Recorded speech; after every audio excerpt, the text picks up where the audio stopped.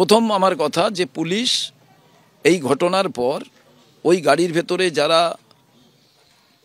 4 জন ছিলেন তাদের থানায় নিয়ে গিয়ে জিজ্ঞাসাবাদ করলেন। ডেড বডি নিয়ে বাড়ির লোকেরা চলে এলেন। রাস্তায় শুনতে পেলেন ওদের আটকে রেখেছে, তারা ডেড বডি নিয়ে গেলেন।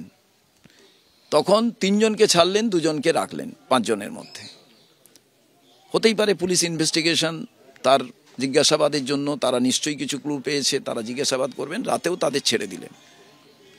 আজকে আমি বাড়ির লোকের কাছ থেকে শুনলাম তারা চাইছেন পুরোটার প্রকাশ করতে, এবং পেট্রোল পাম্পে তেল ভরার পর বাঁ দিকে বাইলেনে কেন গাড়ি গেল, যেখানে বাবলু যাদবের গাড়ি, যে গাড়ির পেছনে ধাওয়া করছিল তার মালিকের নাম, সেই মালিককে কি এখনো পর্যন্ত জিজ্ঞাসাবাদ করা হয়েছে?